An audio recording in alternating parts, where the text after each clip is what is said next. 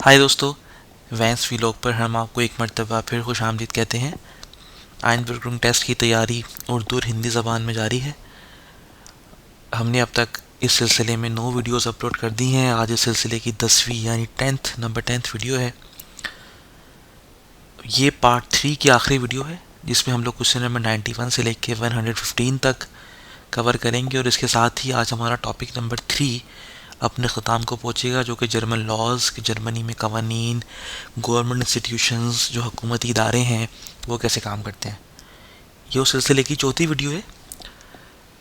7वीं, 8वीं, 9वीं और 10वीं, टोटल 4 वीडियोस हमने इस सिलसिले में अपलोड की हैं। आज 10वीं वीडियो हम रिकॉर्ड करेंगे और इसके साथ ही पार्ट 3 अपने स्थान को पहुँचेगा। और फिर हम अपने आखिरी पार्ट यानी पार्ट 4 की तरफ आ जाएंगे, जो कि रिलीजन और इंटरकल्चरल इंटरकंट्रोल सुजामिल लेबन के हवाले से है। उसमें भी ज़्यादा सवालात नहीं है, उसकी एक ही वीडियो बनेगी। 8 से 9 सवालात हैं गालबन उसके अंदर, और फिर हमारे 300 सवालात मुकम्मल हो जाएंगे। उसके बाद हम लोग अपनी स्टेट यानी सूबों के क्वेश्चन की तरफ जाएंगे। हमने आपसे पहले भी कहा था कि आप में से जिन लोगों के इम्तिहान करीब हैं, आइनबर्ग टेस्ट, लेबन्स इन डॉइटलैंड टेस्ट करीब है, वो हमें अपनी स्टेट के नाम अपने कमेंट सेक्शन में डाल दें हमारे इस वीडियो के साथ, ताकि हम प्रायोरिटी के ऊपर पहले उनकी स्टेट्स कवर कर लें। उसके बाद फिर हम लोग बहरहाल हम तमाम 16 स्टेट्स को कवर करेंगे। और इसमें से अभी एक हमारे यूट्यूब व्यूअर ने हमें कमेंट किया था कि उनका एग्ज़ाम भी करीब है और उनका ताल्लुक़ हैसन से है, तो हम लोग हैसन की स्टेट जो है वो सबसे पहले कवर करेंगे अपने स्टेट क्वेश्चंस के अंदर। फ़िलहाल आज के लिए हम चलते हैं आज के पहले सवाल की जानिब, जो कि पार्ट नंबर 3 का पार्ट नंबर 3 की वीडियो नंबर 4 का पहला सवाल है। हमारा पहला सवाल है आज का, इन Deutschland sind die meisten Erwerbstätigen, कि जर्मनी में जो मोस्टली लोग जो कि Erwerbstätigen हैं या जो काम करने वाले हैं, जो एम्प्लॉयड हैं, जो वर्कर हैं, उनका ताल्लुक वो क्या करते हैं मोस्टली इन क्लाइनन फामिलियन unternehmen बेशेफ्टिश कहते हैं जॉब होने को या बिजी होने को कहते हैं, या कहीं काम कर रहे हैं आप, या कहीं आप बड़सरे रोज़गार हैं, आपको जॉब मिली हुई है। तो कह रहे हैं मोस्टली जर्मनी में जो काम करने वाले हैं वो छोटे फैमिली बिजनेसेस से इन्वॉल्व हैं। हमें पता है ये जवाब दुरुस्त नहीं है। इन आम्प्लिशे फॉर आइन बुंदेसलैंड टैटिश, कि वो किसी वॉलंटियर तौर पे काम करते हैं, बिल्कुल वॉलंटियर तौर पे काम करते हैं किसी सूबे के लिए वॉलंटियर काम करते हैं, ये भी ठीक नहीं है। सेल्फ स्टैंडिश में आइनर आइगनन फिर्मा टैटिश, कि वो अपनी कंपनी है ज़्यादातर की। माइस्टन, देखिए माइस्टन का पूछा गया यहाँ पर। तो जर्मनी में कुछ लोग होंगे जिनके अपने फैमिली बिजनेसेस होंगे, वो उसमें काम करते होंगे। कुछ लोग हो सकता है फ्राइविली एहन आमटिश भी काम करते हों, लेकिन मुकम्मल फ्री काम कोई नहीं करेगा। या हो सकता है कुछ लोग सेल्फ स्टैंडिश काम करते हो, अपना फ्राई बेरूफलर हो, उनकी अपनी कंपनी हो, आइगनी फिर्मा में काम करते हो। लेकिन माइस्टन के केस में क्या है, जो मेजॉरिटी है आइनर फिर्मा किसी कंपनी में काम करते हैं, या बेहोड़े या किसी ऑफिस में बेशेफ्टिश हैं। ये जवाब इसका दुरुस्त है। क्लाइनन फैमिलियन unternehmen के छोटी फैमिली कंपनीज में ग्रुप में काम करते हैं, ये मुमकिन है कुछ लोग करते हों। मे बी कुछ लोग वॉलंटियर काम करते हों जर्मनी के सूबों के लिए, बिल्कुल फ्री में बुंदेसलैंड में काम करते हों। या ये भी हो सकता है कुछ लोग ही अपनी भी कंपनी हो, काफ़ी लोग फ्राई बेरूफलर हैं या अपनी कंपनी चलाते हैं, ये भी मुमकिन है। लेकिन मोस्टली क्या है, जर्मनी में मेजॉरिटी लोग या तो किसी ऑफिस में काम करते हैं, उनकी कोई जॉब है, कोई भी उनका बेरूफ हो, या किसी फिर्मा में काम करते हैं या किसी ऑफिस में काम करते हैं। ये ट्रेंड है, लोगों के बिजनेसेस भी हैं। आई एग्री, मैं इस बात से बिल्कुल मुत्तफिक हूँ कि लोग वॉलंटियर काम भी करते हैं, उनके अपने बिजनेसेस भी हैं, छोटी कंपनीज भी हैं। लेकिन इसमें माइस्टन पूछा गया। अगले सवाल की जानिब चलेंगे, जो कि है वेल्शे मासनामा शाफ्ट इन डॉइचलैंड सोशियल सिचरहाइट।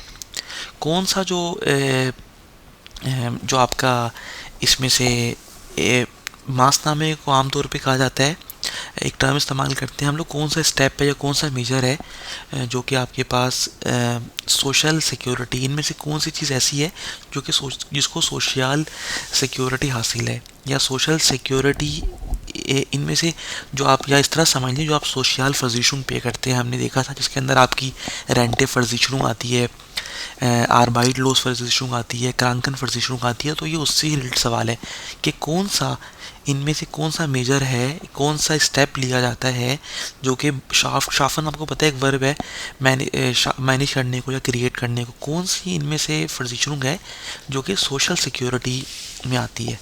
दी क्रांकन फर्जिशरुंग ये हमें पता है।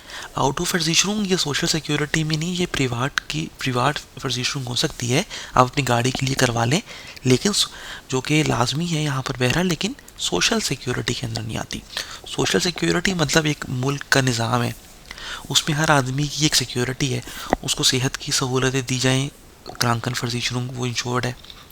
वो उसकी जॉब चली जाए, अगर वो अनएम्प्लॉय हो जाए तो Arbeitslosenversicherung की सहूलत मौजूद है। अगर वो बूढ़ा है, वो रिटायर हो गया है, पेंशन पे है, तो Renteversicherung की सहूलत मौजूद है। अब आउट ऑफ फर्जिशरुंग लाजमी है कि सबके पास गाड़ी हो, तो ये सोशल सिक्योरिटी में नहीं आता।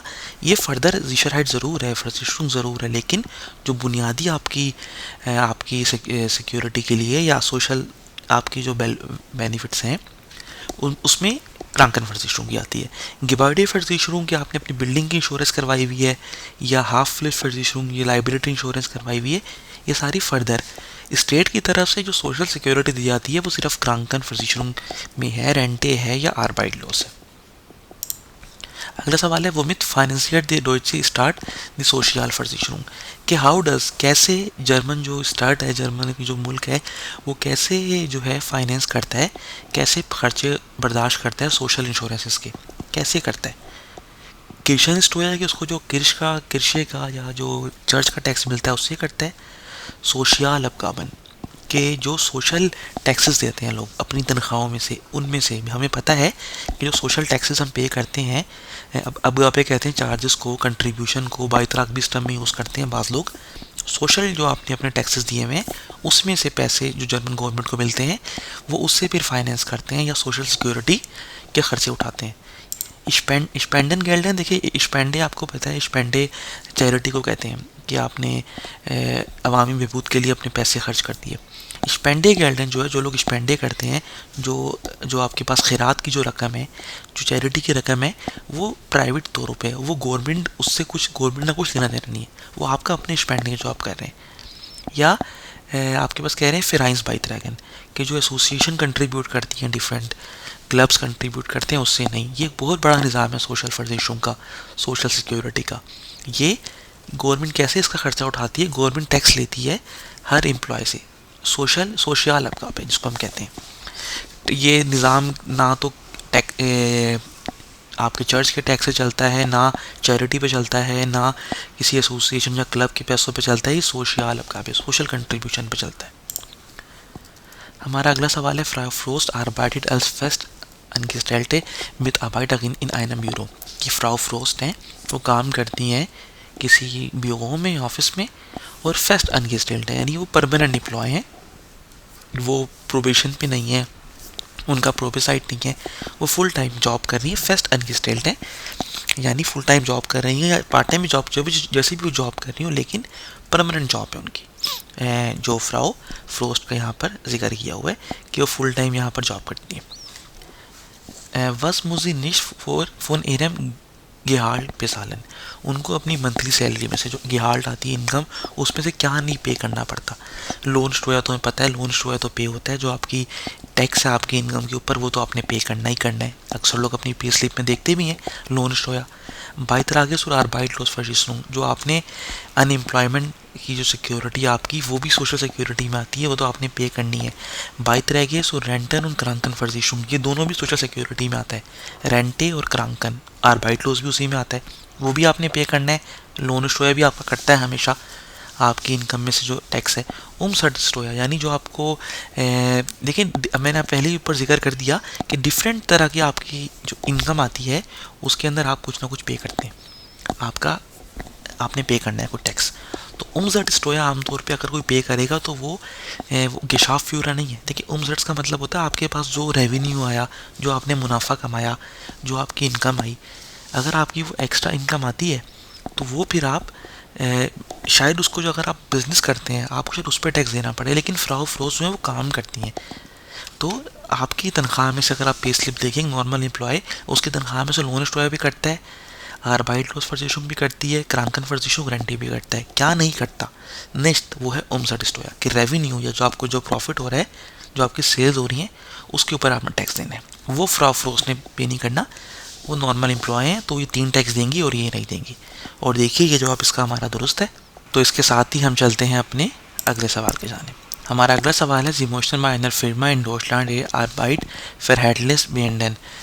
आप जर्मनी में काम करते हैं कंपनी में और आपने जो आर्बाइट्स फरहैटलेस है, यानी फरहैटलेस आपको पता है रिलेशनशिप को कहते हैं, और आर्बाइट्स फरहैटलेस यानी आपने अपना एम्प्लॉयमेंट कॉन्ट्रैक्ट या वर्किंग रिलेशनशिप ख़त्म करना है। बीएंडन ख़त्म करने को कहते हैं, फिनिश करने को कहते हैं, ये टर्मिनेट करना है आपने।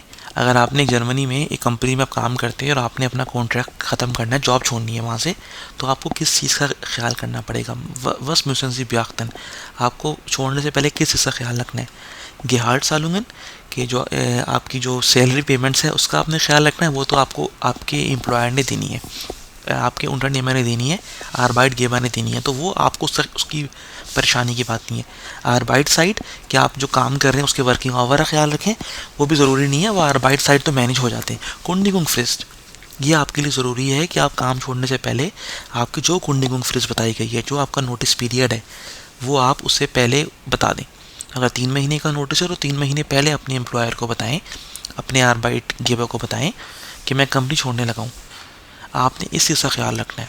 फर्जीशुंग फ्लिस्ट कि आपकी जो इंश्योरेंस आपने पे करनी है, मैंडेटरी इंश्योरेंस, उसका ख्याल रखें, वो तो खुद ही आपकी पेमेंट में से कट जाएगी।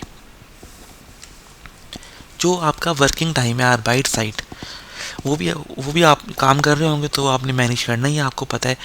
गेहार्ड सालूंगन जो आपकी तनख्वाह है वो भी मैनेज वो कंपनी ने आपको देनी है। आपको सिर्फ जिस चीज़ का लाजमी ख्याल रखना है वो है कुंडिगुंग फ्रिस्ट, क्या आपने इन टाइम बताना है जो आपके कॉन्ट्रैक्ट में लिखा हुआ है।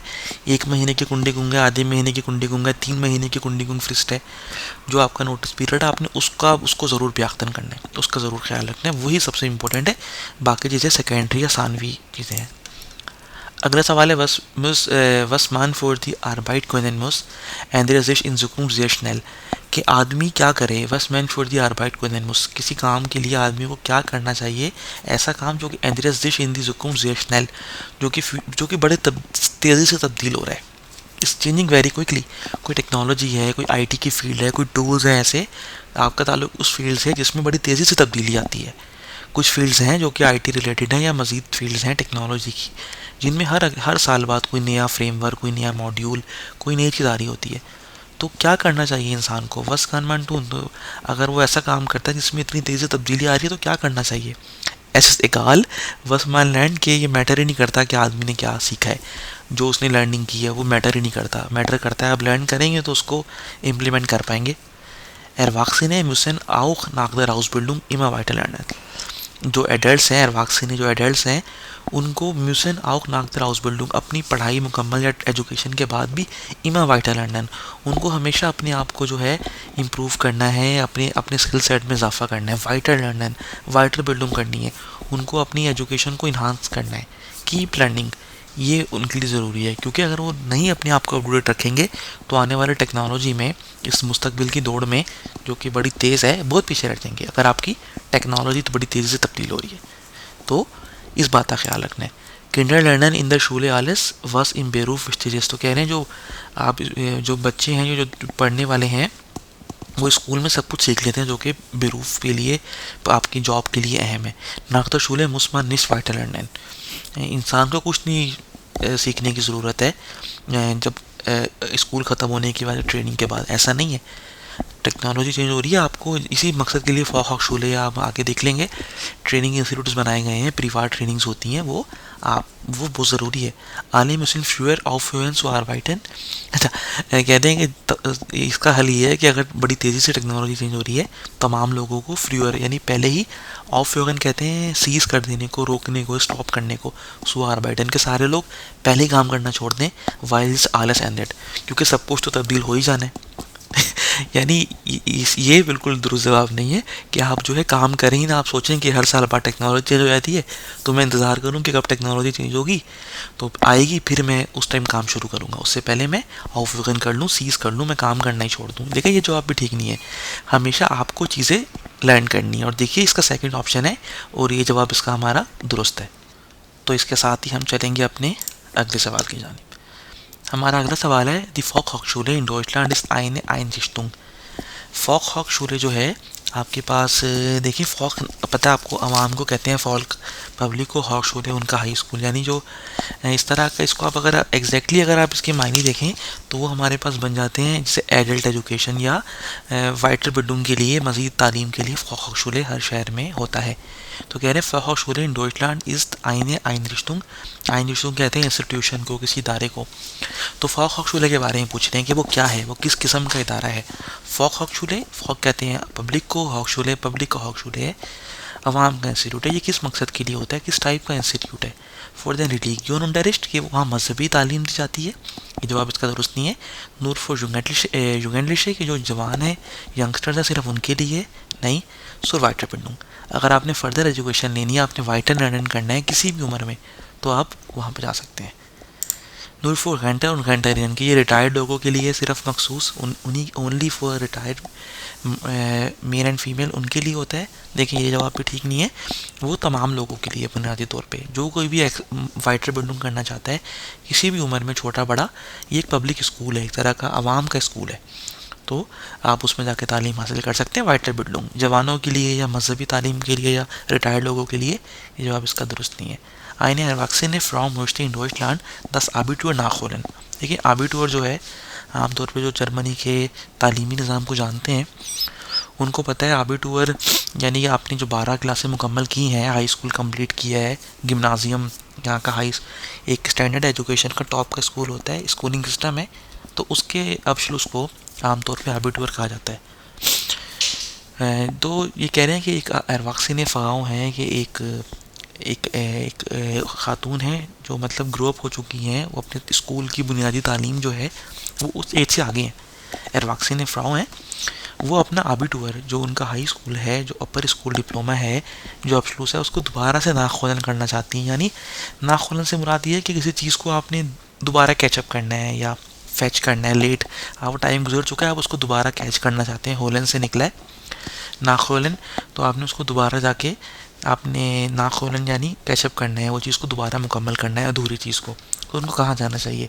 आइनर हॉकशूले, देखिए हॉकशूले यूनिवर्सिटी होती है आमतौर पे, तो यूनिवर्सिटी से कोई ताल्लुक नहीं है आबिटूर का। यूनिवर्सिटी आपको उन्हीं अफसलूस देती है, आपको बैचलर की डिग्री देती है, बैचलर्स वगैरह की। आइनम आबेंड गिम्नाजियम, वो जा सकती हैं हमेशा आबिटूर। आबिटूर की जो टर्म है जो कि हाई स्कूल के लिए इस्तेमाल होती है, वो गिम्नाजियम के लिए इस्तेमाल होती है हमेशा।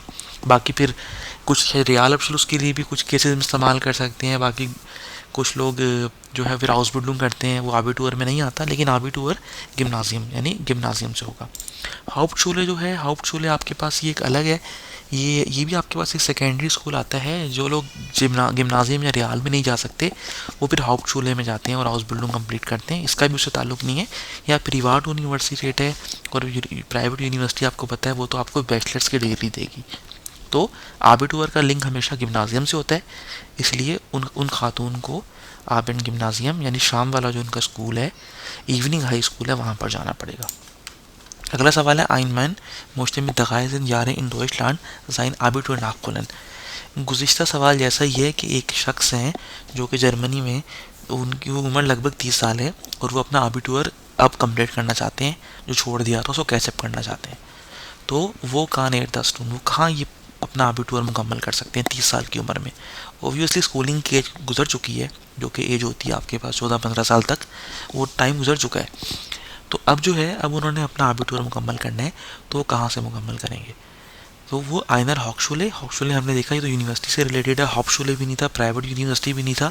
आबिटूर आबेंड गिम्नाजियम, शाम में जो गिम्नाजियम लगता है, शाम में जो हाई स्कूल है वहाँ उनको जाना पड़ेगा।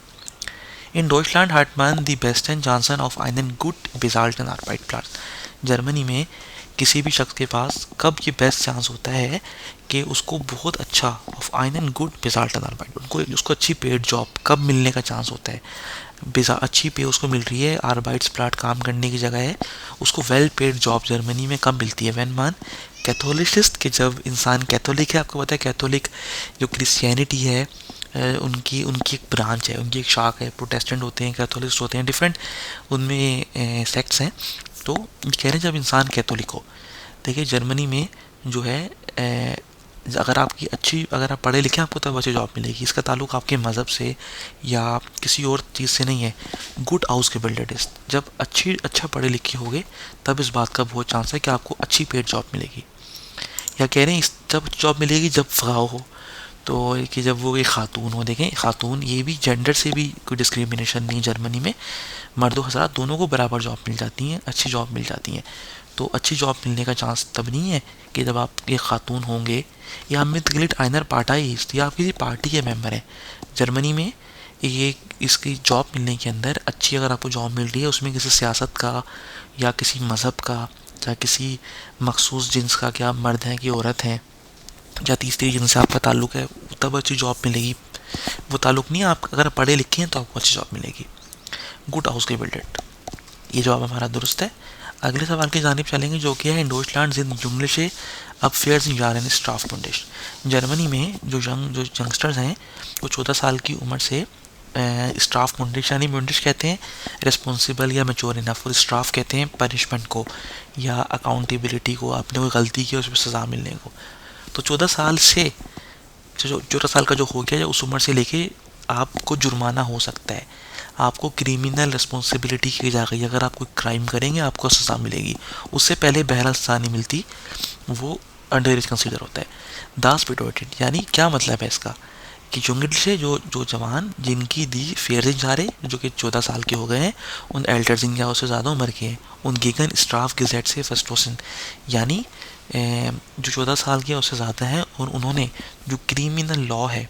देखिए गिगन फर्स्ट जो आपके पास स्टाफ के जेड से मुराद ये है जो आपके पास क्रिमिनल लॉ है, या जो जो आपके पास एक लॉ है क्राइम के लिए जो बनाया गया है, जिसको हम लोग आप इसको इस तरह ले लें, क्रिमिनल लॉ है, उसको फर्स्टोसन करते हैं, उसको ऑफेंड करते हैं। देखिए हम आमतौर पे अक्सर इस्तेमाल करते हैं गीगन फर्स्टोसन की एक बड़ा क्लासिक किस्म की टर्म इस्तेमाल करते हैं, टू क्राइम अगेंस्ट, किसी चीज़ के खिलाफ कुछ क्राइम करना। किसके खिलाफ उन्होंने क्राइम करते हैं? अगर वो लोग क्रिमिनल लॉ तो कोई लॉ तोड़ते हैं, 14 साल के हो चुके हैं या उससे ज़्यादा उम्र के हैं, तो स्टाफ नोटिस है, यानी अब उनको जुर्माना हो सकता है। उससे पहले की उम्र जुर्माने की नहीं है या सज़ा की नहीं है, उसके बाद 14 से ऑनवर्ड्स है।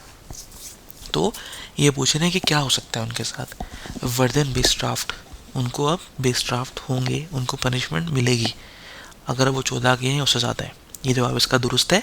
वर्दन वी वैक्सीने भी हैंडल के उनको उस तरह ट्रीट किया जाएगा जैसे जवानों को किया जाता है। देखिए अभी भी वो बहरहाल फुल यारी जो उनकी जर्मनी में एक एज होती है कि आप जिस टाइम आप लीगल आप किए जाए वो 18 साल है, तो उससे पहले, लेकिन वो इसमें जो अंडर एज जो क्राइम कोर्ट है, जो यंगस्टर्स की कोर्ट है, उसमें मामला जा सकता है। लेकिन बिल्कुल जो जवानों वाला मामला है कि जवानों को जिस तरह हैंडल किया जाता है, जो एडल्ट लोग हैं उनको नहीं। 18 साल से कम तो अंडर एज का क्राइम ही कंसिडर होगा। थाईलैंड की स्ट्राफे में एल्ट्रन कि उनको जो जुर्माना होगा वो अपने पेरेंट्स के साथ शेयर करेंगे। आधा जुर्माना पेरेंट्स को होगा, आधा उनको होगा। देखिए ये ठीक नहीं है। बेशक जुर्माना कोई वो गलती करते हैं या सज़ा मिलती है उनको, तो ऐसा नहीं कि आधी पेरेंट्स को मिलेगी आधी उनको। वर्दन स्ट्राफ्ट ये है कि उनको सज़ा मिलेगी नहीं। ये पता लग चुका है कि 14 साल की उम्र से सज़ा अकाउंटेबल हैं वो। तो यही सवाल ने पूछा है कि 14 या उससे ज़्यादा के हैं सज़ा तो मिलेगी। और ये कि पेरेंट्स को सज़ा मिलेगी, डिस्ट्रीब्यूट होगी, डिवाइड होगी, ये भी ठीक नहीं है। या बिल्कुल उनको या उनकी सज़ा उनको उसी टाइप की दी जाएगी जो कि एडल्ट लोगों को दी जाती है। देखिए 14 साल या उससे अगर ज़्यादा हैं वो यंग हैं तो उनको यंगस्टर कोर्ट में लेके जाया जाएगा। सज़ा ज़रूर मिलेगी लेकिन वो नहीं जो कि एडल्ट लोगों को मिलती है। तो वर्दन वे स्ट्राफ इसका ठीक जवाब है। देखें वो सवाल चले इसमें आ गया कि वेल्शर माल्टर इस्मान इन डॉइटलैंड फुल जायरिश, कि जर्मनी में जो आदमी इंसान है या कोई भी है, कोई इंसान है, वो कब से जो है वो लीगल उसकी एज शुरू होती है। फुल जायरिश कहते हैं लीगल एज को, उसकी लीगल एज कब से शुरू होती है। तो हमें पता है वो 18 साल की उम्र है। उसी में आपको बुंदेस्टाग के वोट डालना भी अलाउ होते हैं, उसी में आप फुल जायरिश। जर्मनी में बड़ा कॉमन है, जो लोग ये बात जानते हैं कानून के मुताबिक 18 साल की वो उम्र होती है।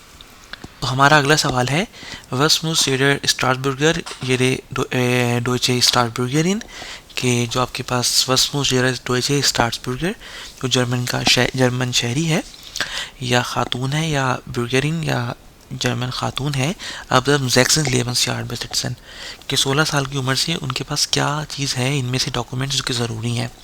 आइनन राइजे पास कि उनके पास पासपोर्ट हो। देखिए पासपोर्ट बहरहाल ये आपका अपना ज़ाती फैसला है, आपने ट्रैवल करना है पासपोर्ट बनवाएं। किसी भी मुल्क में पासपोर्ट जो है वो लाजमी शर्त नहीं है। आइनन पर्सोनल हाउसवाइज कि आपके पास उस मुल्क का आइडेंटिटी कार्ड, कोई ऑफेंथाल्ट या कोई परमिशन रहने की हो कि आप उस मुल्क के शहरी हैं। ये हर मुल्क में एक बुनियादी कानून है कि जब से आप 16 साल या कुछ मुल्कों में 18 साल भी है कि आप जब उस उम्र को पहुंच जाएं, सॉरी, तो आपके पास लाजमन एक कुछ नेशनल आइडेंटिटी कार्ड वगैरह हो, कोई आइडेंटिटी हो आपकी, तो वो पर्सनल हाउसवाइज है। सोशल फर्जिशुंग हाउसवाइज का ताल्लुक इससे नहीं है, ये लाजमी नहीं है कि मुस नहीं है, या फ्यूरशाइन होना भी या आपकी अपनी ज़ाती चॉइस है। लेकिन आपके पास एक नेशनल आइडेंटिटी कार्ड या पर्सनल हाउसवाइज बहरहाल होना बहुत ज़रूरी है। अगले सवाल की जानिब चलेंगे। वरूम मस इन डॉइटलैंड बाय देयर Steuererklärung aufschreiben ओपन सो आइनर किर्चे गिहुट। जर्मनी में अगर आप टैक्स क्लियर अपना टैक्स रिटर्न क्लेम कर रहे हैं, स्टोयर क्लियरिंग करवा रहे हैं, तो क्यों ज़रूरी है कि आप उसमें बताएं। aufschreiben कहते हैं टू नोट डाउन या कुछ रिकॉर्ड करें, या उसमें आप लिस्ट डाउन करें। श्राइबन से निकला है कि आपको क्यों ये बात ख़ास तौर पर बताना ज़रूरी है कि आप किसी किरशे से ताल्लुक़ रखते हैं कि नहीं, आप किरशे जाते हैं या आपका ताल्लुक़ उस क्रिश्चियन कम्युनिटी से है कि नहीं, क्यों ज़रूरी है। वाइल एस आइनिक किरशे स्टोयर गिफ्ट, क्योंकि आपसे टैक्स लिया जाता है किरशे का यानी चर्च का। दी आइन कॉमन उन नॉन स्टोयर। अच्छा क्नुफन कहते हैं हमारे पास टाई होने को, जुड़े होने को, नोट होने को। तो कह रहे हैं कि क्योंकि इसलिए ज़रूरी है कि आपसे एक टैक्स लिया जाता है जो कि आपकी इनकम और लोन स्टोया में जुड़ा हुआ है।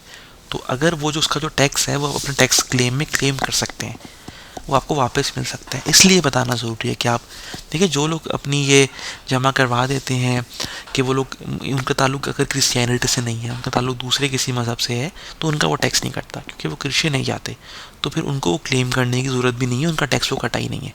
लेकिन जिन लोगों ने बताया, अब ये बताना इसलिए ज़रूरी है कि आप किरशे जाते हैं कि नहीं, क्योंकि टैक्स आपका जो लोन स्टोया आइन कॉमन स्टोया है उसमें से आपका वो किरशे स्टोया उसमें शामिल है, उसमें से कटता है, तो आप उसको aufschreiben कर सकते हैं, आप उसको क्लेम कर सकते हैं स्टोयर क्लियरिंग के वक्त, इसलिए ज़रूरी है। क्या कह रहे हैं 1040 स्टैटिस्टिक इन डॉइटलैंड विस्टेसिस के जर्मनी में जो है स्टैटिस्टिक्स के लिए ज़रूरी है, या मान मेयर स्टोयर जालन मुस वैन मैश निस्सो आइनर किरशे कीवर्ड कि अगर आदमी चार्ज नहीं आता तो उसको ज़्यादा टैक्स देना पड़ेगा, इसलिए आपको बताना पड़ता है कि आप चर्च जाते हैं कि नहीं। देखिए फॉर स्टोयर क्लियरिंग फॉर नॉर्थ के जो आपका चर्च है वो टैक्स रिटर्न के लिए वो जिम्मेदार है, हमें पता है वो तो फाइनेंस आर्म्ड होता है ना, तो टैक्स उसके लिए आपका चर्च जिम्मेदार है ना, ये कि अगर आप चर्च नहीं जाते तो ज़्यादा आपको टैक्स देना पड़ेगा। स्टैटिस्टिक्स के लिए शायद ज़रूरी हो, लेकिन इतना ज़रूरी नहीं है कि वो पूरा हिसाब रखें। इसलिए ज़रूरी है कि आपकी इनकम में से और आपके लोन स्टोया में से एक किरश स्टोया होता है, तो वो कटा होगा, वो आप स्टोयर क्लियरिंग के वक्त आप उसको लिख सकते हैं, क्लेम कर सकते हैं कि मैं किरशे जाता हूँ, तो उस वक्त फिर आपको वो टैक्स वापस मिल सकता है। ये जवाब इसका दुरुस्त है। हमारा अगला सवाल है wenn Sie sich in Deutschland gegen einen falschen Steuerbescheid wegen wohnen। अच्छा, आप जर्मनी में आपको एक गलत फॉल्शन स्टोया बिशाइड, देखिए आपके पास टैक्स का जो स्टोया हम कहते हैं टैक्स को, और बिशाइड आपके पास एक वर्ड हम अक्सर इस्तेमाल करते हैं जो कि एक नोटिफिकेशन है या कोई आपके पास कोई असेसमेंट है या कोई न्यूज़ आई है, तो कहते हैं आपको एक फॉल्शन स्टोया बिशाइड मिली है, आपको जो टैक्स इवैल्यूएशन थी, टैक्स का जो असेसमेंट था वो गलत मिला है, किसी ने आपका गलत टैक्स काट लिया, या आपको जो टैक्स आपका डिडक्ट हुआ या जो भी हुआ वो गलत हुआ, और आपने क्या करना है, गेगन उसके खिलाफ वेगन करना है। हमने पहले भी देखा था वेयर बुंदेसवेयर यानी आर्मी, तो वेगन वो उस लिहाज से वो टर्म होती है, वेगन को हम लोग इस्तेमाल करते हैं फाइट बैक करने के लिए, ये आमतौर पर एक रिफ्लेक्सिव वर्क के तौर पर इस्तेमाल होता है। जर्मन क्लास नहीं है लेकिन फिर भी बताना ज़रूरी है। जिश, देखिए जिश वैगन के, जिश वैगन एक रिफ्लेक्सिव वर्ब है कि फाइट बैक करना, खुद से फाइट बैक करना, स्ट्रगल करना, तो आपने फाइट बैक करनी है। आपको गलत स्टोया बिशाइड आई है, आपको गलत टैक्स का है, तो आपने क्या करना चाहिए, निस्ट माखन, आपको कुछ नहीं करना चाहिए। देन बिशाइड वेगवर्फन, जो आपको वो नोटिस आया है उसको वेगवर्फन उसको फेंक दें, लेकिन ये भी ठीक नहीं है। आइंस्प्रूख आइनलेगन, आइंस्प्रूख कहते हैं अपील को, प्ली को, आप क्लेम कर सकते हैं, उसके खिलाफ एक केस दायर कर सकते हैं, अपील दायर कर सकते हैं कि मेरा गलत टैक्स रिटर्न। अपने वकील से बात कर सकते हैं या फाइनेंस आप जा सकते हैं। आइन लेगन कहते हैं लॉन्च करने को या फिर डिपॉजिट करने को। आप एक कंप्लेन लॉन्च कर सकते हैं उसके खिलाफ। ये जवाब दुरुस्त है। वाटन बिस आइन एंडरेड बिसाइड कॉम के वेट करें कि दूसरी एक और बिसाइड आ जाए, एक और आपके पास नोटिस आ जाए गलत, तो फिर एक साथ लेके जाएं, ये भी ठीक नहीं है। ना कुछ करें, फेंक दें, कुछ ना करें, वेट करें, देखें ये ठीक नहीं है। आपका लीगल राइट है, आप आइंस्प्रूch आइन लेगन यानी आप अपील उसके खिलाफ कर सकते हैं। अगला सवाल है was tun Sie wenn Sie ein falsche Rechnung von einer deutschen Behörde bekommen। आपको एक गलत रेशनुंग आ गई, आपको एक गलत रसीद आ गई, गलत कोई गलत हिसाब किताब हो गया, किसी डोइचे बिहोड़े से आपको एक गलत कुछ रसीद आ गई है, तो आपको क्या करना चाहिए? इस लासिदी रेशनुंग लेकिन कि मैं जो हूँ उस रेशनुंग को जो है वो ऐसे ही छोड़ दूँ बस। लास्ट लेगन कहते हैं ये मैं छोड़ दिया बस, वो मैंने उसको नोटिस ही नहीं दिया, ये गलत है। इसलिए कि विदेशप्रूफ बाय दर बिहोरे आइन। देखिए अब आइन लेगन तो हम पहले भी देख चुके हैं कि कुछ लॉज करना या कुछ दर्ज करना। आप क्या दर्ज करेंगे? ऑब्जेक्शन। विदेशप्रूफ कहते हैं कोई ऑब्जेक्शन को या ऑपोजिशन को आप उसके खिलाफ बिहोरे को बताएंगे कि ये मुझे गलत आई है। आइन लेगन करेंगे एक ऑब्जेक्शन कि मुझे इस पे एतराज़ है। आप उस विदेशप्रूफ को उस एतराज़ को आइन लेगन करेंगे बिहोरे में, जहाँ से आपको गलत रसीद आई है उनको बताएंगे भाई ये देखें ये मेरी असल ये डॉक्यूमेंट है, ये देख लें और ये आपने गलत रेशनुंग किया है, इसको रेशनिंग किया है, ये काम ठीक है। इस शिके दी रेशनुंग अंधी बिहोरे शुरू के मैं वापस जो है उनको वो रसीद भेज दूँ। देखिए वापस भेज दूँ कि भैया गलत आई है तो ये रखें अपने पास। आप उनके खिलाफ उनको कंप्लेन दें कि ये मेरी कंप्लेन है, ये देखें ये चीज़ ठीक है। ऐसा नहीं कि वापस भेज दें कि ये रखें, आपने ऐसा नहीं करना। आपने एक विदेशप्रूफ एक ऑपोजिशन या कोई ऑब्जेक्शन उसके अगेंस्ट कुछ आइन लेगन करें, आप अपना ऑब्जेक्शन लें। ये मिद रेशनुंग सुम फाइनेंस आम्ट कि मैं रसीद उठा के फाइनेंस आम्ट जो टैक्स ऑफिस है वहाँ चला जाऊँ, चाहे वो रसीद टैक्स ऑफिस की ना हो, वो आपको रसीद आई हो आपके आउट ऑफ रजिस्ट्रेशन से आई हो या क्रांकन रजिस्ट्रेशन से आई हो, आप ले जाके वो फाइनेंस आम्ट चले जाएँ। देखिए ये जवाब भी दुरुस्त नहीं है। अगर आपको गलत रसीद आई है तो किस बिहोरे से आई है, किस ऑफिस से आई है, पहले वो देखें, फिर उनके पास जाएं और उनको या फाइल या उनको ईमेल करें अपना डॉक्यूमेंट्स कि ये चीज़ें हैं, आपने गलत रेशनिंग की है। तो आपको क्या आइन लेगन करना है, विदेशप्रूफ करना है। अगले सवाल की जानिब चलेंगे जो कि है was sollen Sie tun wenn Sie von Ihrem Ansprechpartner in einem deutschen Behörde schlecht behandelt werden। कि अगर जर्मनी में आपका जो अनस्पेक्ट पार्टनर है जिससे आप डिस्कशन कर रहे हैं, आपका जो मैटर हैंडल कर रहा है, डिस्कशन पार्टनर है, आप जर्मन किसी भी ऑफिस के अंदर, कोई भी ऑफिस हो डोइचे बिहोरे किसी भी तरह का आमट हो, वहाँ पर आपको जिससे आप डिस्कशन कर रहे हैं, जो आपकी हैंडलिंग कर रहा है आपके केस की, आपको उससे शिकायत है कि उसका जो बिहेवियर है वो बहुत ख़राब है, स्लैश हैंडलिंग कर रही है वो आपसे या कर रहा है जो कोई भी है, स्लैश गलत रवैया उनका। तो आपको क्या करना चाहिए? इसका निश्तुन कि मैं कुछ भी नहीं कर सकता। इस मुस मिया दीजिए बिहांडू गेफानल लासन हम इस्तेमाल करते हैं यार जाने दो, टू लीव, इसको लीव कर दो, ड्रॉप कर दो, कि मैं उसको जाने दूंगा कि चलो यार गलत बिहेवियर है, कोई मसला नहीं है। या इश्तगोए दे परजोन, देखें दोनों एक्सट्रीम है, या तो मैं उसको एगाल मोड पर डाल दूं कि मुझे कुछ नहीं करना, या इस दगोए दे परजोन, दगोन कहते हैं थ्रेट करने को, टू थ्रेटन के किसी को धमकी लगाना, या तो मैं कुछ भी ना करूं या उसको धमकी लगा दूं। देखिए ये जवाब भी दुरुस्त नहीं है, मियाना रवि अपनाइए, ठीक है, बीच का रास्ता भी होता है, वो ये है। इश्कान मिश बाइम बिहोरे लाइटर इन बिशोरन कहते हैं कंप्लेन करने को। तो वो जो जिसने मुझसे गलत डिस्कशन की है, कोई भी है, वो मर्द के खातून है जिनका रवैया मुझसे बड़ा ख़राब था रवैया, मैं क्या करूँगा, उनको शिकायत कर सकता हूँ। किससे? उनके ऑफिस में एक उनके ऊपर भी कोई सुस्टैंडिश होगा जो कि बिहोरे लाइटर होगा, जो उस ऑफिस का हेड होगा, मैं उनको उसकी शिकायत कर सकता हूँ। ये मेरा राइट है। कुछ ना करना, जाने देना, या पर्सन को जिसने आपका गलत रवैया अपनाया है उसको आप धमकी लगा दें, ये भी ठीक है, आपका रवैया नहीं है। आप उसके टीम लीड को शिकायत कर दें, फिर वो मैटर देख लेगा। आइने फ़गाओ इस श्वांगर, जर्मनी में एक खातून है आइने फ़गाओ, वो प्रेगनेंट है, वो हामला है। जी स्कूल्स फॉर und nach der Geburt ihres Kind vom Gesetz besonders beschützt, कि वो बिल्कुल अपने गिबोट यानी पैदाइश से पहले बच्चे के और उसके पैदाइश के बाद एक लॉ के मुताबिक उनकी एक प्रोटेक्शन है। यानी उनको लॉ एक सिक्योरिटी देता है एक किस्म की। वो क्या, वो शूट्स, वो प्रोटेक्शन को क्या कहते हैं हम लोग, एल्ट्रेंसाइड। देखिए एल्ट्रेंसाइड जो है बच्चे की पैदाइश के बाद कुछ छुट्टियाँ होती हैं, कुछ उसमें से आपके पास तकरीबन 16 हफ्ते जो हैं, अगर मैं गलत नहीं हूँ, मुझे एग्जैक्ट नहीं पता, कि वो पेड छुट्टियाँ होती हैं, कुछ आपकी तनख्वाह में से आता है। उसके बाद अगर आप चाहें तो छुट्टियाँ फरलैंगरूम कर लें, या 2 महीने की छुट्टी होती है, फादर भी ले सकता है, मदर भी, ये मुख्तलिफ केसेस हैं। तो ये बच्चे की पैदाइश के बाद आपको एल्ट्रासाइड का आप जर्मनी में ले सकते हैं। तो ये वो एल्ट्रासाइड नहीं होता, वो मोटरशूट्स होता है, कि वो मैटरनिटी लीव, यानी इसको आप कह सकते हैं कि बच्चे की पैदाइश से कुछ दिन पहले और बच्चे की पैदाइश के बाद मदर को पर्टिकुलर छुट्टियाँ मिलती हैं। एल्ट्रासाइड में पेरेंट मदर दोनों, पेरेंट जो है आपके फादर और मदर दोनों आ जाते हैं। वो उनके लिए कुछ छुट्टियाँ होती हैं, वो आप मज़ीद गूगल कर सकते हैं। लेकिन मखसूस उस माँ के लिए जो है मोटर शूट्स के नाम से भी एक शुड्ज़ुंग है उसकी, जो कि लॉ के मुताबिक है, वो मोटर शूट्स कहलाती है। यानी बच्चे की पैदाइश से पहले, बच्चे की पैदाइश के बाद कुछ छुट्टियाँ उसके लिए मखसूस, उसको मोटर शूट्स कहते हैं। या फिर ये कह रहे हैं गेबुट्स फॉर बेराइटुम, के वो बर्थ प्रिपरेशन के कहते हैं उन छुट्टियों को, या फिर वोखन बैट या चाइल्ड बैट कह लें, या इस तरह की टर्म है, वो भी नहीं है।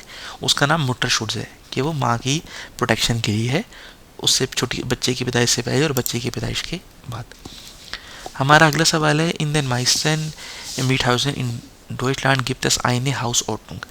बहुत से जो जर्मनी में घर हैं जहाँ लोग रहते हैं, वहाँ पर फिरवाल्टूंग की तरफ से, इंतज़ामिया की तरफ से एक टर्म इस्तेमाल होती है, हाउस ऑर्डनूंग। यानी घर की ऑर्डनूंग करना, घर का जो निज़ाम है उसको बिल्कुल एक अरेंजमेंट से रखना। बस स्टेट इन आइने जोल्शन हाउस ऑर्डनूंग, आमतौर पे ये कह रहे थे कि जोल्शन कहते हैं सच वन। इस तरह की हाउस ऑर्डनूंग के अंदर क्या होता है, रेगलियन फॉर दी बेनिट्सुंग ओफनली शेफर केयर मेटर, के रूल्स बताए जाते हैं कि आपने पब्लिक ट्रांसपोर्ट को कैसे इस्तेमाल करना है, और फंडिशे फरकेर मेटा। लेकिन वो तो आपका ज़ाती फैसला है, आपने अपनी गाड़ी पे जाना है, या उसका ताल्लुक हाउस ऑर्डनूंग से नहीं है। आने मीटर उन मीटर इन हाउस के तमाम जो हैं, जो टेनेंट्स मीटर, यानी जिन्होंने मकान रेंट पे लिया हुआ है, ये आमतौर पे यहाँ पर मीट्स हाउसन का वर्ड इस्तेमाल हो गया था जर्मनी में, मोस्टली जो किराए पे घर हैं उसके वाले से सवाल है कि जितने भी जो जिन्होंने घर किराए पे लिया हुआ है, तो वो ये कहते हैं कि वो घर पे हों। हाउस ऑर्डनूंग का मतलब ये, देखिए ये भी इसका मतलब नहीं है। रेगलन आन दिस आले बेवोनर उन बेवोनर इन हार्ट एंड मुसिन, ये वो रूल्स हैं, हाउस ऑर्डनूंग कुछ रूल्स हैं, सेट ऑफ रूल्स हैं, जिनको तमाम जो वहाँ रहने वाले हैं, बेवोनर जो रेजिडेंट्स हैं, जो कि वहाँ पे रहते हैं, उनको फॉलो करना है। हाउस ऑर्डनूंग के रूल जो हाउस फिरवाल्टूंग ने बनाए होंगे, जो उस बिल्डिंग के एसोसिएशन इंतजामिया ने बनाए होंगे, वो रूल्स आप सब ने फॉलो करने, तमाम लोगों ने। ये जवाब इसका दुरुस्त है। दी एड्रेस है दिस नेक्स्टन ऑर्डनूंग आम्ट, के कह रहे हैं कि इस हाउस ऑर्डनूंग के अंदर ये लिखा होता है कि जो आपका ऑर्डनूंग आम्ट है, जो आपका वहाँ पर पब्लिक ऑफिस है, या जो आपका जो इंतज़ामिया का जो गिमाइंडे में हमने कल भी देखा था एक इसमें कुछ पिछली वीडियो के अंदर, ऑर्डनूंग आम्ट के हवाले से, ऑर्डनूंग आम्ट कैसे काम करता है, कि उसका एड्रेस लिखा होता है। नहीं, हाउस ऑर्डनूंग के अंदर वो रूल लिखे होते हैं नॉर्मली, जो सब ने फॉलो करने होते हैं। हमारा अगला सवाल है, जी हाफन इन डॉइचलैंड einen Fernseher gekauft, आपने जर्मनी में एक टीवी खरीदा, Fernseher, सो हाउसे पाकन जी देन Fernseher आउस पैकन कहते हैं खोलने को। आपने उस टीवी की पैकिंग खोली, दो केयर फंक्शनेट निश्त, लेकिन वो काम ही नहीं कर रहा। दे Fernseher इस कपुत, यानी आपने देखा कि तो भाई काम नहीं कर रहा, क्या मसला हुआ है, टीवी कपुत है, ख़राब हो गया, टूटा हुआ है कहीं से। बस कोई नज़िमाखिन, तो आप क्या कर सकते हैं, आइने अनजाइके शाइबन की एक एडवर्टाइजमेंट लिख दें, एडवर्टाइजमेंट यानी टीवी को बेच दें, या ऐसा कुछ करें। देखें टीवी ख़राब है, वो बेच नहीं सकते, उसको कोई आप अनजाइके वगैरह नहीं लगा सकते, ये जवाब दुरुस्त नहीं है। देन फेंसियर रिक्लामिगन कहते हैं कंप्लेन करने को या रिक्लेम करने को। जिस कंपनी से आपने ख़रीदा है उसको रिक्लेम करें, उसको बताएं कि इसमें तो है मेरे पास, ओबियसली इसमें गारंटी या वारंटी होगी आपके पास, तो आप रिक्लेम कर लें, आप उसको कंप्लेन करें उस कंपनी को, टीवी ख़राब है, वो चेंज कर देंगे। ये जवाब दुरुस्त है।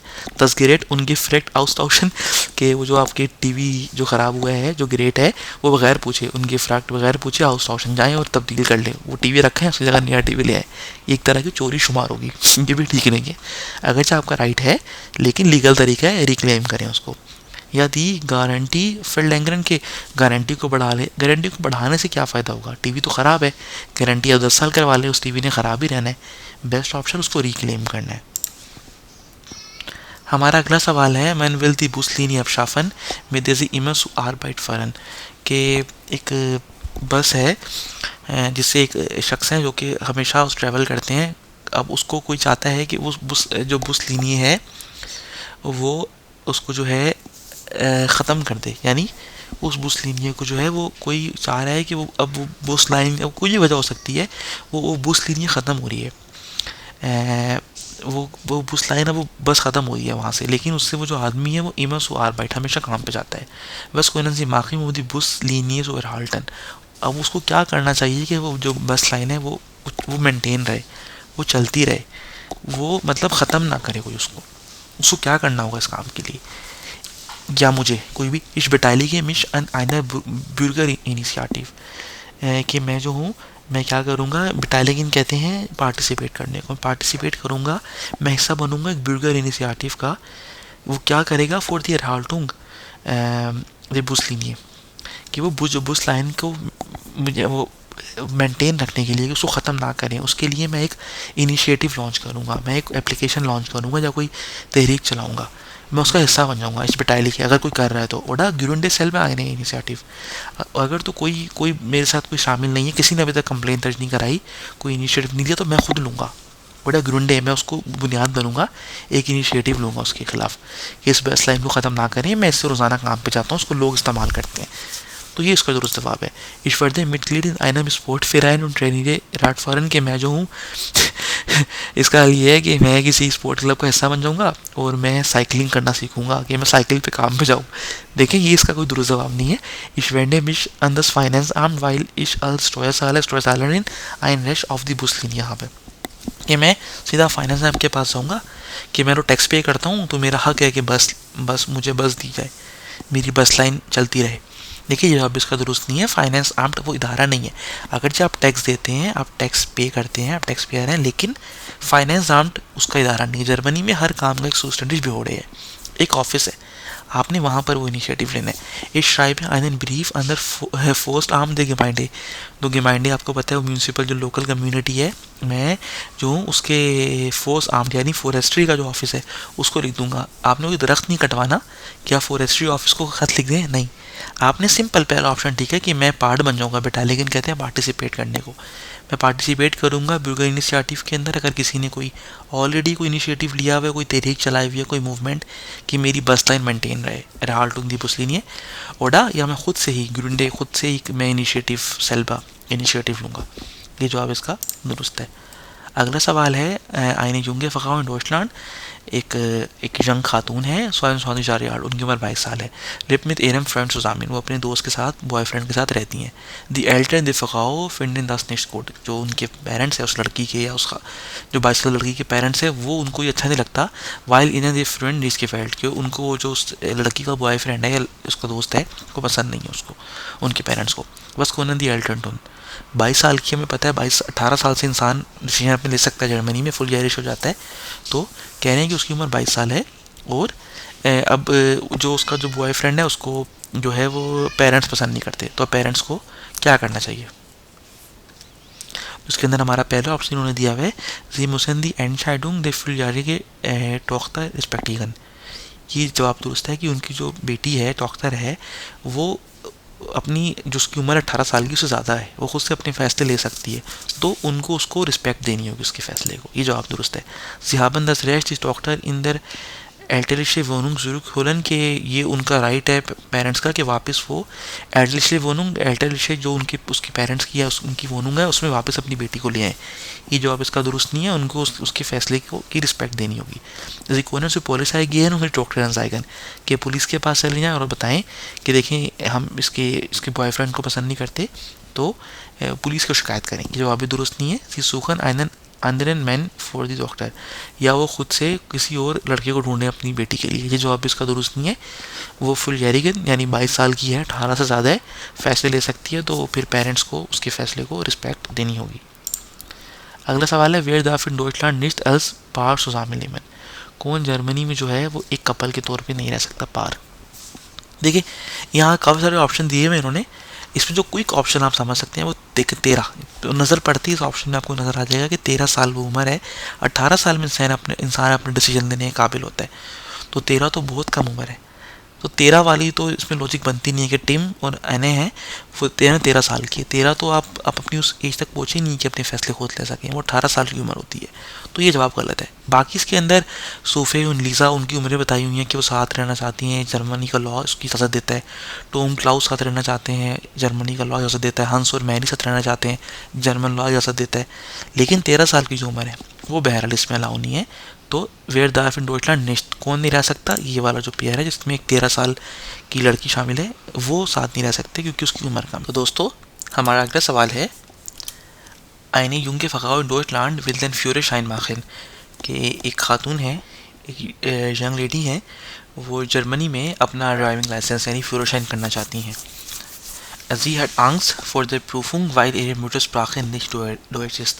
उनको एग्ज़ाम से जो है वो थोड़ा आंगस्ट है, फेयर है, क्योंकि जो उनकी जो लैंग्वेज है या जो उनकी मदर लैंग्वेज मुटरस्प्राखे है वो जर्मन नहीं है। तो वर्सेस रिश्तेश, तो क्या उनको एग्ज़ाम देने से वो डर रही हैं क्योंकि उनको जर्मन इतनी अच्छी नहीं आती, उनकी मुटरस्प्राखे नहीं है, उनकी मदर लैंग्वेज नहीं है, वो नेटिव स्पीकर नहीं है, तो क्या प्रॉब्लम हो सकती है उनको, यानी कुछ मसला हो सकता है। लेकिन इस सवाल ने पूछना वर्सेस रिश्तेश, तो फिर इस केस में क्या ठीक है। जी मोस्ट मिंडेस्टन सेन जा रहे हैं डॉइटलैंड लेबन, कि वो पहले जर्मनी में 10 साल रहे बिफोर सीजन फ्यूरिशाइन माखिन खान की, वो क्योंकि जर्मनी में 10 साल रहे जर्मन लाइसेंस करने से पहले, ताकि उनको जर्मन आ जाए, फिर वो जर्मन में जर्मन फ्यूरिशाइन के एग्ज़ाम दे सके। लेकिन ये जवाब दुरुस्त नहीं है। वैन जी काइंड डॉइच कान, जब उनको जर्मन नहीं आती, वो जर्मन नहीं जानती, दाफ से काइन फ्यूरिशाइन हापन, उनको इजाज़त नहीं है कि वो फ्यूरिशाइन बना सकें, ये जवाब भी दुरुस्त नहीं है। सीम इज देन फ्यूरिशाइन इन दम लैंड माखिन, उनको उस मुल्क में फ्यूरिशाइन करना चाहिए इन दम मन एरे स्प्राखे स्प्रिश्ट, कि किसी को वहाँ पर लाइसेंस करना चाहिए जहाँ पर वो अपनी ज़बान जानता हो, ये जवाब भी दुरुस्त नहीं है। जी गांधी थ्योरी प्रूफुंग फिलाइश इन एरे मोटर स्प्राखे माखिन, वो कह रहे हैं ये बहुत मुमकिन है कि वो अपनी जो थ्योरी है, जो जर्मन टाइपिंग फ्यूरिशाइन की थ्योरी है, वो अपनी ज़बान में कर सकती हैं। क्यों? क्योंकि जर्मनी में एस गिप मेरल सेन स्प्राखन सो आउसवाल, जर्मनी में जो आपका थ्योरी होती है फ्यूरिशाइन की एग्ज़ाम, वो तकरीबन 10 ज़बानों के अंदर अंदाज़न मोर देन इवन मेरल सेन स्प्राख सो आउसवाल, कि उनके पास चॉइस है कि वो 10 ज़बानों में से 10 से ज़्यादा ज़बानों में इम्तिहान होता है। तो क्या पता उनकी वो जो ज़बान जो जिस मुल्क से वो आई हैं, वो लैंग्वेज जो है उस लैंग्वेज में इम्तिहान होता हो।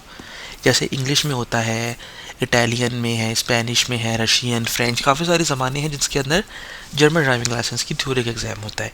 तो ये जवाब इसका दुरुस्त है कि वो फ्यूरिशाइन नहीं कर सकती, या पहले ज़बान सीखें, या फिर उस मुल्क से फ्यूरिशाइन करके आए जहाँ पर वो हैं। तो बहरहाल का चौथा ऑप्शन ठीक है। और इसी कॉन्टेक्स्ट में मैं आपको बता दूं कि अगर आपको मसला है, आप उर्दू जानते हैं और आपको उर्दू में जो है सवालात समझने हैं, तो फिर आपको तो कोई आंगस्ट होना ही नहीं चाहिए, किसी भी किस्म का फेयर होना ही नहीं चाहिए। क्यों? क्योंकि हमारा चैनल वैंस वी लोग जो है, उस पर हमने इस प्रोजेक्ट से पहले, जो हमने अभी प्रोजेक्ट मुकम्मल कर रहे हैं आइनबर्ग रूम का, इससे पहले हमने उर्दू ज़बान के अंदर, अगर हमारी प्लेलिस्ट देखें, एक प्लेलिस्ट है उसके अंदर हमने उर्दू ज़बान के अंदर पूरी मुकम्मल फ्यूरिशाइन की मुकम्मल थ्योरी कराई है उर्दू ज़बान के अंदर, सारे सवाल आपको समझाए हैं जर्मन ड्राइविंग लाइसेंस के। और मज़े की बात यह है कि हमें उस सिलसिले में एक ऑफिशियल सपोर्ट और परमिशन भी हासिल थी फारशुल कार्ड की, जो कि जर्मनी का मशहूर मारूफ फॉल्ट हैंडलिंग सिस्टम है। तो अगर आपको मसला है कि आपको सवाल समझ नहीं आ रहे, तो अभी हमारी चैनल वैंस वी लोग पर, जिस पर आप मौजूद हैं, हमारी वीडियो देख रहे हैं, आप चाहिए हमारी प्लेलिस्ट पे, वहाँ आपको उर्दू ज़बान के अंदर तमाम सवालात मुकम्मल वजाहत के साथ मिल जाएंगे। और इसके साथ साथ हमने कुछ मज़ीद एक्स्ट्रा बोनस वीडियोस भी ऐड कर रहे हैं हम लोग, और उसमें थ्योरी में फ़ाइनल एग्ज़ाम किस तरह आता है, वो एग्ज़ाम भी हमें कुछ लोग सॉल्व करके भेज रहे हैं। अगर आप जर्मन ड्राइविंग लाइसेंस की थ्योरी कर रहे हैं और आपने कोई एग्ज़ाम सॉल्व किया, वो हमें रिकॉर्ड करके भेजें, हम उस प्लेलिस्ट में शामिल करेंगे, क्योंकि उसके हम दिन ब दिन बढ़ा रहे हैं, हम वास्ट कर रहे हैं उसको, कि हम उसमें मैक्सिमम 50 से 60 इम्तिहान डाल सकें, हमारी ये कोशिश है। तो आपने अगर फ्यूरिशाइन करना है तो आप ज़रूर वैंस वी लोग से फ़ायदा हासिल कर सकते हैं। अच्छा, इस पार्ट 3 का हमारे पास ये आखिरी सवाल है। वन बिगिन दी गेज़ेटलिशे नाख्त रूहे इन डॉइचलैंड, जर्मनी में ऑफिशियली जो नाख्त रूहे, जो रात नाख कहते हैं रात को, रूहे कहते हैं सुकून को, जो आपकी जो लीगल जो जर्मनी में टाइम है नाइट रेस्ट का, रात की सुकून का, रात को सोने का, वो जर्मनी में कब शुरू होता है? व्हेन द ज़ोन इंटरगेट, के जब सूरज करीब हो जाए। आप देखें सर्दियों में सूरज 3:30-4 बजे गरूब हो गया, तो वो तो नाख्त रूहे का टाइम नहीं है, वैन दी नागपार schlafen gehen कि जब पड़ोसी सोने चला गया, आपके पड़ोसी को जल्दी नींद आई थी, वो 8 बजे सोने चला गया तो आपका नाक तुरवे शुरू हो गया। या फिर वो 2 बजे उसको नींद नहीं आई, वो 2 बजे रात को सो रहा है तो आपका नाक तुरवे तब शुरू होगा। ये जवाब दुरुस्त नहीं है।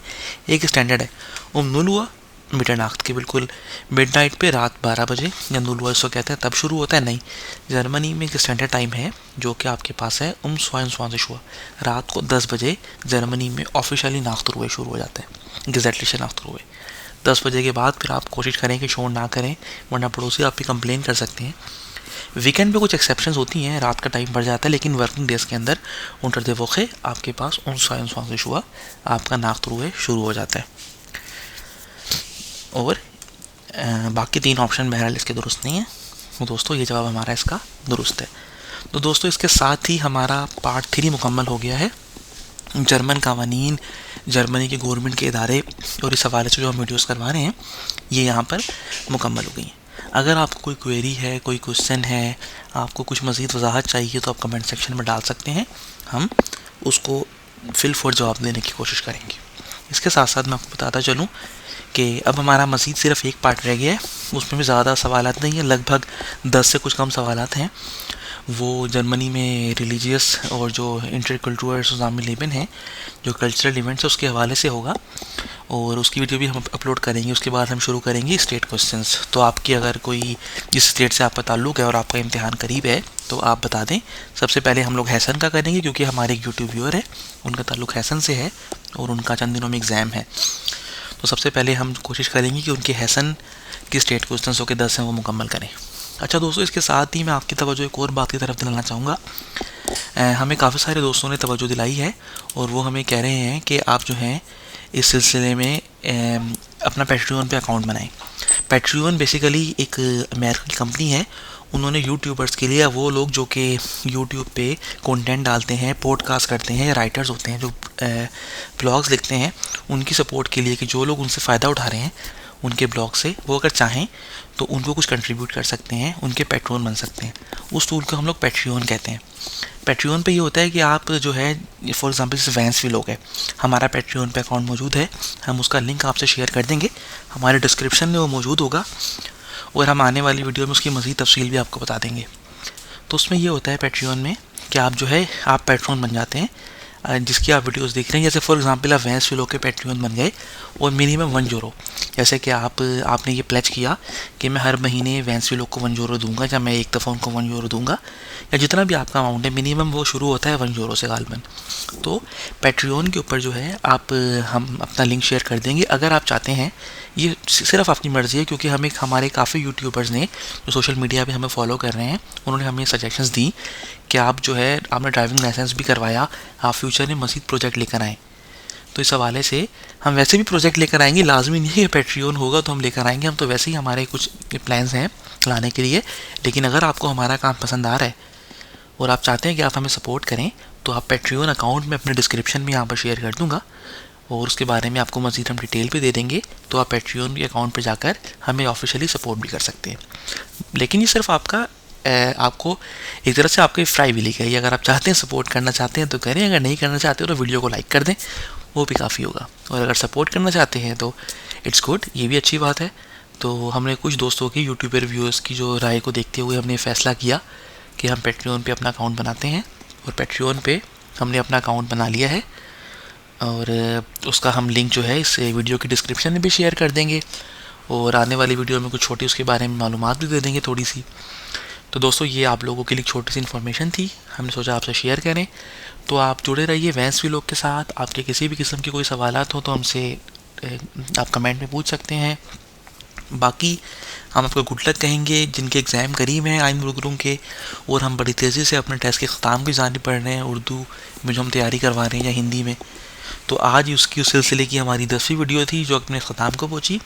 हम अब 11वीं वीडियो के साथ आएंगे और उसके बाद हम लोग हैसन स्टेट के सवाल कवर करेंगे। तो दोस्तों, अगर आपका मज़ीद भी कोई सवाल हो तो ज़रूर आप कमेंट सेक्शन में डालें, हमारी वीडियो को लाइक करें, चैनल को सब्सक्राइब करें।